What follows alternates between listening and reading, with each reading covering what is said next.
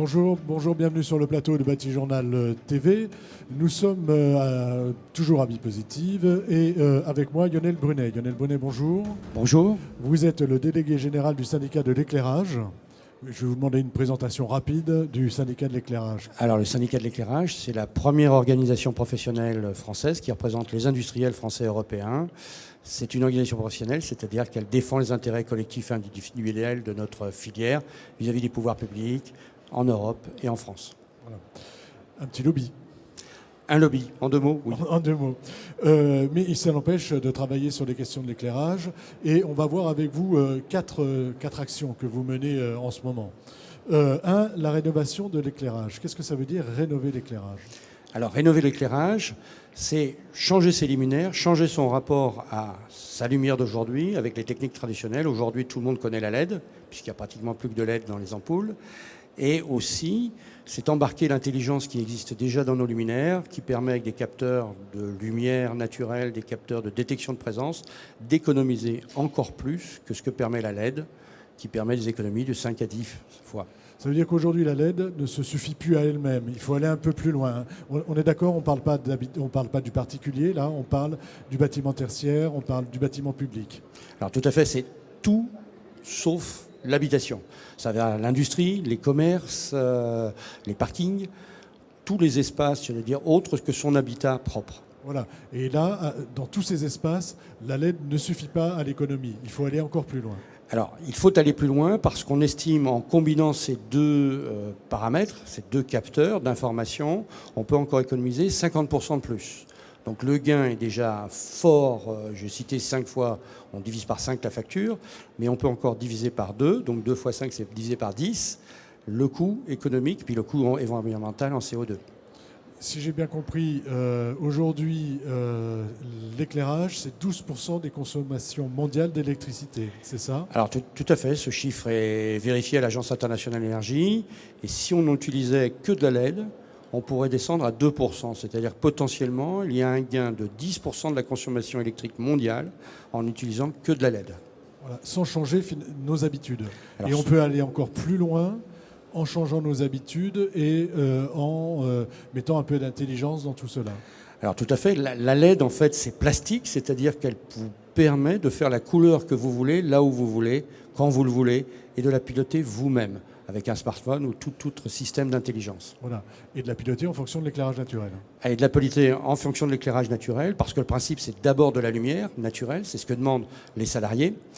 Mais tôt le matin, l'hiver ou le soir, ou en fonction, j'allais dire, de vos biorhythmes, nous pouvons complémenter plus ou moins bleu, plus ou moins jaune, pour donner l'ambiance qui vous convient à l'âge et aux tâches que vous faites. Voilà. Et rénover l'éclairage, c'est aujourd'hui dans la loi.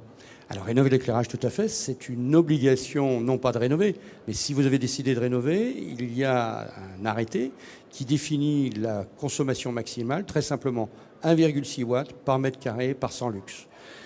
Ceci permet de faire de très belles résolutions, d'avoir la quantité de lumière qui va bien.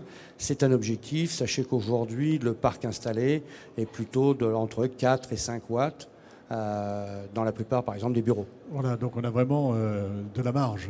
Alors tout à fait, il y a un gain. La marge de progrès, il y a un gain important. Il y a un gain, c'est ce que nous voulons tous par la transition énergétique dont on parle. C'est la trajectoire que l'Europe souhaite aussi d'un point de vue climatique, d'un point de vue de notre planète. Et c'est possible aujourd'hui, c'est dans toutes les offres, c'est robuste et compétitif, ce n'est plus au stade d'innovation, c'est éprouvé. C'est éprouvé. Deuxième chose, qui est l'actualité du syndicat de l'éclairage, c'est la charte fabricant. De quoi s'agit-il ? Alors, la charte LED, c'est de comprendre les paramètres qui guident et qui permettent de choisir et devenir le référentiel, parce que la LED nous a ouvert le champ des possibles, en fait. Autrefois, la technologie nous donnait la couleur, nous donnait des tas d'informations, mais nous subissions la technologie. Avec la LED, vous définissez. Donc les fabricants adhérents, membres du syndicat de l'éclairage, sont engagés à publier les valeurs, les 20 valeurs qui sont importantes, des valeurs à la fois de définition de la qualité de la lumière, de l'éblouissement, par l'UGR par exemple, et qui permettent à tous les prescripteurs, que ce soit les bureaux d'études, les concepteurs lumière, de bien faire, j'allais dire, leur projet d'éclairage, les cahiers des charges techniques, des appels d'offres. Donc finalement, c'est une aide pour tous les décideurs dans la filière éclairage. Ça, c'est la charte. Ça, c'est la charte. Moi, maître d'ouvrage, je suis capable de comprendre. Je l'ai un peu survolé, hein, elle est ici. Ça a l'air très, très technique. Alors, effectivement, on a donné la justification normative. Qu'est-ce que ça veut dire? Comment ça se calcule? Comment ça se mesure?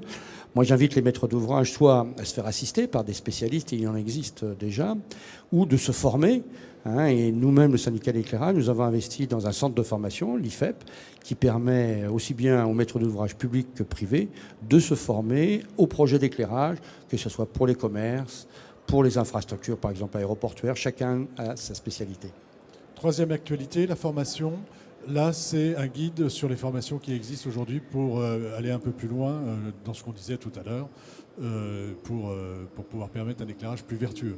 Tout à fait. Ce sont des modules qui permettent de progresser. Il y a des modules pour débutants, j'allais dire pour celui qui veut comprendre déjà, démarrer. Et puis il y a des modules pour spécialistes parce qu'ils ont beaucoup de projets d'éclairage à mener, que ce soit dans la grande distribution, que ce soit dans les mairies, que ce soit dans les hôpitaux. Chacun a des particularités parce qu'aujourd'hui on peut adresser des solutions individualisées par rapport aux besoins réellement exprimés de lumière. Et je dis bien de lumière comprenant le naturel et l'artificiel. Voilà, on parle de lumière aujourd'hui en fait. On parle de lumière. Je dirais que la technologie se met au service de ce qu'a besoin l'homme. Et l'homme a besoin de lumière. Dernière actualité, elle se passe ici sur le salon Bipositive, c'est Lighting Days. De quoi s'agit-il? Alors Lighting Days, c'est le fruit d'une rencontre entre notre organisation et GL Events qui souhaitait élargir l'audience de Bipositive autour de la transition énergétique. Et comme nous positionnons parfaitement dans cette direction de la transition énergétique, faire mieux avec moins, si je simplifie, et faire plus durable, eh bien écoutez, on a emmené une quinzaine de nos membres. J'ai vu qu'il y avait aussi d'autres industriels de l'éclairage présents sur cette manifestation. Et ça nous paraissait naturel de compléter l'offre formidable déjà avec Bipositive, de profiter du réservoir de plus de 35 000 visiteurs au profit de l'éclairage et de faire découvrir, j'allais dire, ce qu'on sait faire. Donc sur Lighting Days, je vais trouver quoi? Des fabricants, des solutions, Alors tout à fait, sur Lighting Days, vous allez trouver des fabricants d'éclairage, des gens, j'allais dire, dans le hardware, dans le software, parce que de plus en plus, comme la LED est un produit électronique, c'est un produit intelligent par nature qui communique, qui se pilote. Et donc vous avez l'éventail des solutions, que ce soit en intérieur et en extérieur, des luminaires anti-vandales pour l'extérieur, de l'éclairage de rue, de l'éclairage intérieur, des lampes. Donc vous avez l'offre, j'allais dire complète, les catalogues complets des plus grands fabricants français. Écoutez, merci. Donc, je vous invite tous à aller voir ce qui se passe sur Lighting Days. Et puis sinon, j'imagine qu'il y a un site internet du syndicat de l'éclairage où on peut aller voir, reprendre toutes les infos dont on a parlé. Tout à fait, il y a un site. Et puis nous répondons aussi aux questions pour faire connaître, j'allais dire, la réglementation, pour faire connaître ce que c'est qu'un bon projet d'éclairage, une bonne lumière. Merci. Merci d'être venu sur le plateau de Batijournal TV. Donc, une émission à retrouver sur notre site, notre site Batijournal TV, et sur le site de notre partenaire, qui est le salon Bipositive. Merci à vous. Merci de l'invitation.